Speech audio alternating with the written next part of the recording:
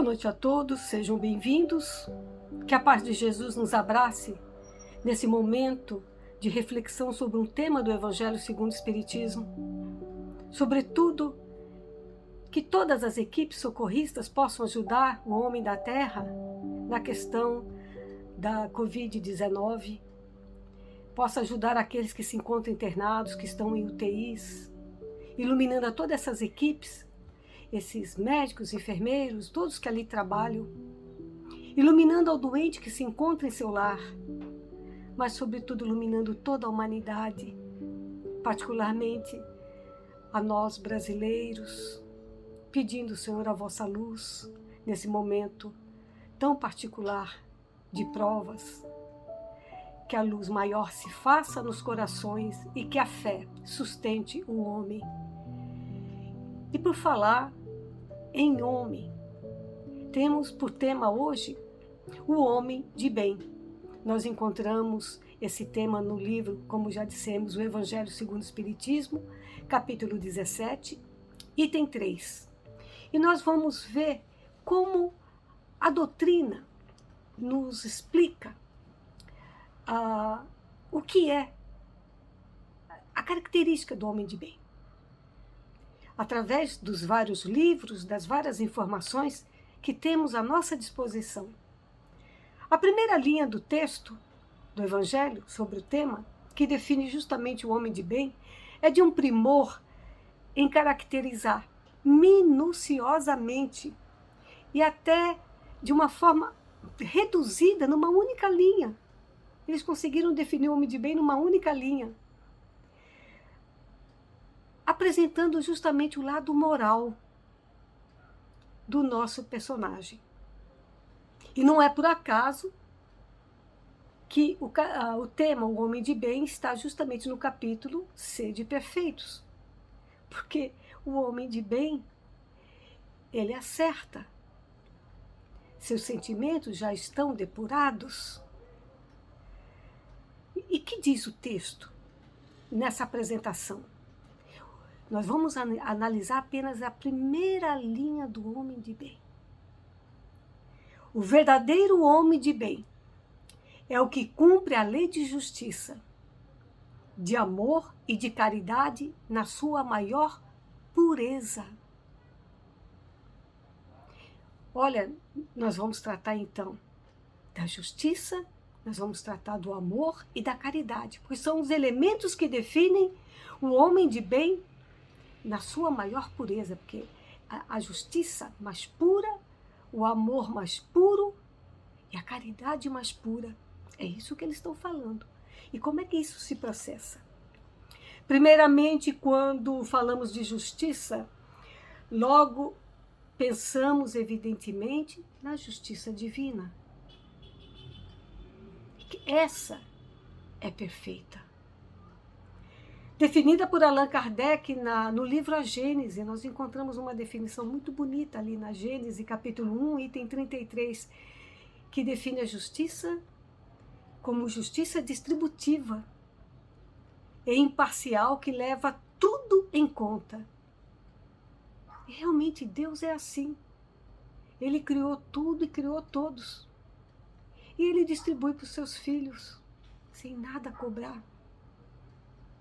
A não ser que nós possamos, após aprendizados em mundos materiais, retornar a eles.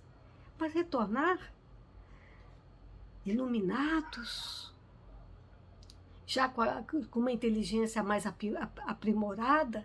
E se a inteligência está aprimorada, com a moral tão aprimorada quanto. O problema é que a gente cresce em inteligência, mas caímos na questão moral, principalmente nos tempos de hoje. Como explicaram a Allan Kardec, o codificador da doutrina espírita, a vida terrena era tudo para nós. A gente encontra essa explicação lá na Gênesis ainda. Porque não víamos nada além dela. A nossa visão detinha-se no túmulo. Foi preciso que a espiritualidade mostrasse além do túmulo. um horizonte esplêndido. Esse horizonte foi a vida espiritual, revelando a nossa imortalidade. Somos espíritos, encarnamos em mundos materiais, usamos corpos materiais, mas a nossa essência sempre foi espiritual. Explica ainda o livro A Gênese, lá no capítulo 1. Agora vamos avançar até o item 62, no que toca à justiça de Deus, que a gente vem desenvolvendo. É uma justiça que a primeira coisa que aprendemos é que ela é distributiva. Eis que o homem, diz o texto, sem saber por que sofria na terra, de repente, com o conhecimento da vida espiritual, tudo tomou sentido. E vimos a grandeza da justiça de Deus, que nos permite nos redimir. Vamos agora falar por nossa conta. Recomeçar a obra inacabada e evoluir para alcançar a pureza divina, já conquistada pelo Mestre amado, o guia e modelo para a humanidade. Ou guia e modelo da humanidade. Nós encontramos essa definição de Jesus de guia e modelo da humanidade lá na questão 625 do Livro dos Espíritos. Nunca vamos cansar de salientar isso. Jesus, o Espírito puro, que há muito se encontra já na escala divina e que por amor a nós desceu ao planeta para nos ensinar a nos tornar homens de bem, segundo a justiça divina. Uma justiça que ama, distribui, mas também responsabiliza, fruto do livre-arbítrio. Tanto aclamamos por direito, esquecendo o nosso dever de também prestar contas de tudo o que fazemos em nossa caminhada evolutiva. Clamamos pelo livre-arbítrio, mas esquecemos que temos que prestar contas. Isso é importantíssimo, gente. É quando o grande apóstolo dos gentios, Paulo, clama na primeira epístola aos Coríntios, capítulo 6, versículo 12. É uma passagem que todos conhecem. Todas as coisas me são lícitas, mas nem todas as coisas convêm. Todas as coisas me são lícitas, mas eu não me deixarei dominar por nenhuma delas. Lembra, todo mundo fala, todas as coisas me são permitidas, mas nem tudo me convém. A gente pode fazer de tudo. Nós temos o livre-arbítrio para isso, e esse livre-arbítrio ele é muito extenso. Os espíritos não atrapalham o nosso livre-arbítrio, jamais, eles não têm autorização para isso. Mas na hora da prestação de contas, haverá choro e ranger de dentes. Por isso, para chegarmos a ser homens de bem, em termos de ser humano de bem, Jesus é muito importante para nós.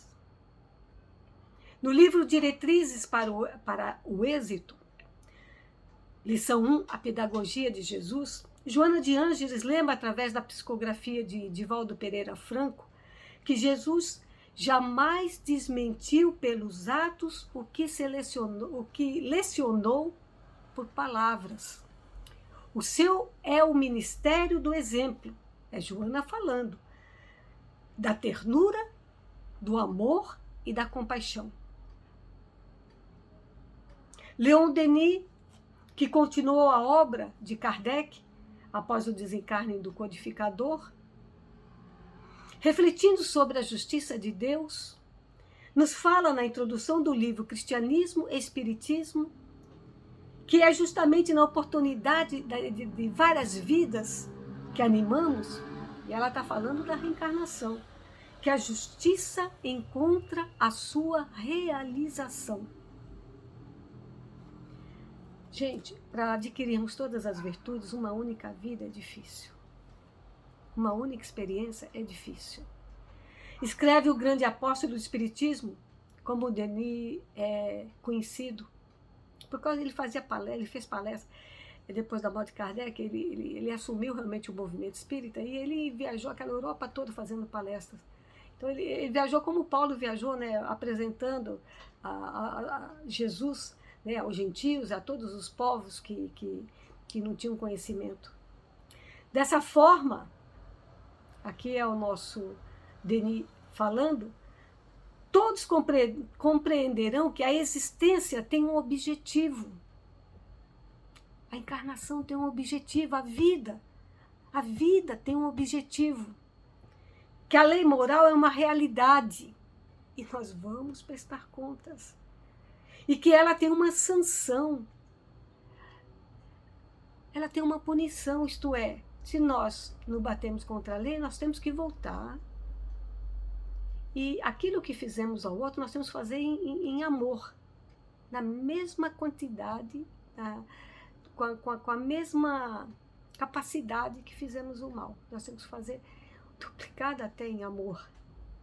Que não existem sofrimentos inúteis, trabalho sem proveito, provas sem compensação, que tudo é pesado na balança do divino justiceiro. Ele está resumindo a nossa passagem na Terra. Então nós temos realmente muito a realizar, mas muito a prestar contas. No livro Espírito e Vida, também de Joana de Ângeles, psicografia do Divaldo, lição 4, não só justiça, é uma frase bonitinha, uma pequena frase de Joana, muito, muito importante. Joana lembra que a justiça de Deus não é só justiça, mas misericórdia. Porque Deus é amor, né? Por amor, Ele nos criou. E a Joana fala, a justiça de Deus não é só justiça, mas misericórdia também. A gente esquece esse detalhe. A gente pensa em punição, né? Gente, a punição não é aquela punição eterna. A punição, o que é uma punição para um espírito que é etéreo, que vive no plano espiritual? Tem que habitar mundos inferiores como o planeta Terra, né? Onde existe o mal e o bem. A gente está vendo tanto mais mal do que bem ultimamente, né? Mas encarnar em mundos materiais na categoria da Terra. Essa é uma punição, um tipo de punição que ela se refere. Poderíamos, se fôssemos já evoluídos, encarnar em mundos onde não existiria nem a noite. Seria luz o tempo todo, onde os espíritos teriam uma aproximação maior com o Pai. Não haveria dúvida de crenças em relação a Deus. Haveria maior respeito entre os semelhantes. E justamente a Joana, ela se interessou por um comentário de Allan Kardec que ele fez na questão 171 do Livro dos Espíritos. É uma resposta, porque Kardec ele fez o Livro dos Espíritos da seguinte forma: colocou mais de 1000 perguntas, os espíritos responderam algumas questões, ele se interessou de ele colocar também uma observação dele. Então, tudo que está em itálico, a letrinha deitadinha, é o Kardec falando sobre o mesmo tempo, com todo aquele conhecimento, aquele espírito já evoluído que ele era, né? Professor, física, química, conhecimentos, ganhou prêmios da Sociedade de Ciências lá de Paris. Nosso Kardec era um homem muito preparado para a tarefa que ele recebeu do plano espiritual. E ele comenta o seguinte, porque o comentário dele vai se tratar da justiça também, por isso que nós nos interessamos pelo comentário também, e aí interessou também a nossa querida Joana. Todos os espíritos tendem para a perfeição. Não adianta a gente querer embromar, porque evoluir exige trabalho, exige perseverança da nossa parte, exige o querer, né? O querer. Nós estamos sujeitos, não, todos tendem todos vão tornar-se perfeitos, quer queiramos ou não. E Deus lhes faculta os meios de alcançá-la.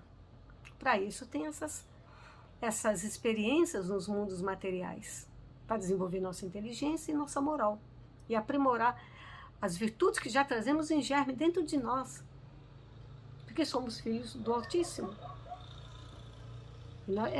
Agora o trabalho de fazer frutificar essas virtudes é trabalho nosso, individual, pessoal, intransferível, proporcionando-lhes as provações da vida corporal. Então, a evolução exige esses estágios em mundos materiais. Sua justiça, porém, lhes concede realizar em novas existências o que não puderam fazer ou concluir numa primeira prova. Ele não deu prazo. Ele não deu prazo. Se ele tivesse dado prazo, meu Deus, o que teria sido de nós, que ainda estamos no mundo que está no segundo degrau da categoria. Atrás de nós temos os mundos primitivos, acima regeneração. E só vai se tornar regeneração com o nosso comportamento reformulado, crescido, com a nossa moral mais apurada. Se a gente não fizer isso, ele vai fazer encarnar espírito já com essa moral apurada, e nós que continuamos no erro, obstinado no mal, vamos começar a encarnar só em mundos primitivos, inferiores à Terra. E essa é a justiça daquela linha. O verdadeiro homem de bem é o que cumpre a lei de justiça, amor e caridade na sua maior pureza. E se existe dúvida ainda de como aplicar essa lei, basta lembrarmos do perdão. Não existe evolução sem perdão, que temos de realizar junto aos que machucamos, ofendemos ou ignoramos. Isto é, voltamos ao cenário terrestre para fazer diferente. E esse diferente é acertar finalmente. No livro Atenção, Psicografia do Chico, no capítulo Compreensão e Vida, escreve Emmanuel: o amor opera gesto a gesto. Então nós vamos desenvolvendo sentimentos, a misericórdia. Aí adiante nós vamos desenvolver a tolerância. Nós vamos combatendo o egoísmo, tentando eliminar o orgulho, gesto a gesto. Encontramos ainda diretrizes para desenvolver o amor em nós no livro Pão Nosso. Lá na lição 83, ou capítulo 83, conforme o amor. Pão Nosso é a psicografia do querido Chico, pelo Emmanuel ainda. Diz, a gente encontra no Pão Nosso a seguinte frase: toda vez que houver compreensão no cântaro de tua alma, encontrarás infinitos recursos para auxiliar, amar e servir. Para isso nós temos que abrir a brecha para a compreensão. Deixar o outro se explicar. Isso porque as qualidades de um homem de bem, que está na lição do Evangelho que estamos estudando, apresentadas ali na lição, as qualidades são poderosas. Olha só que eu vou elencar algumas qualidades que a lição coloca. Aí você vê se você está preenchendo essas qualidades. Tem fé em Deus, tem fé no futuro porque é um ser espiritual e sabe que não termina no túmulo, né? Nós continuamos vivos, sem o corpo material da última encarnação. E se preciso voltar, ganharemos um novo corpinho. Não tem ódio nem rancor, nem desejos de vingança. É indulgente para com as fraquezas alheias. Estuda as próprias imperfeições e trabalha sem cessar em combatê-las. Isso aqui é eu diria, uma tarefa de casa para nós. Se alguns itens ainda não estão sendo preenchidos, é a nossa tarefa nessa encarnação. É a tarefa de hoje, de agora. Essas são algumas das qualidades, né? Podemos falar, haja encarnação para chegarmos até lá. Mas temos que começar hoje, né? Tá difícil, a reencarnação, tem tantos espíritos na fila querendo reencarnar, nós já conseguimos e temos que aproveitar, né? Mas como é que chega lá? Encontramos a resposta no livro Sermão da Montanha, de Rodolfo Caligares. Lá na lição 2, ou capítulo 2, bem-aventurados os mansos. A gente lembra do Cristo, né? Escreve o Rodolfo Caligares: sob o império do amor universal pregado pelo Cristo. Ele já está falando, olha, a gente já sabe o que tem que fazer há mais de 2000 anos. Amar a Deus acima de todas as coisas e ao próximo como a si mesmo. Ninguém pode falar na terra que não conhece esses 2 mandamentos. Sob o império do amor universal pregado pelo Cristo, cada qual verá em seu semelhante um irmão, cujos direitos lhe cumpre respeitar, e não um adversário contra o qual deva lutar. O egoísmo cederá lugar ao altruísmo. O altruísmo, lugar à bondade, lugar à abnegação, à beneficência.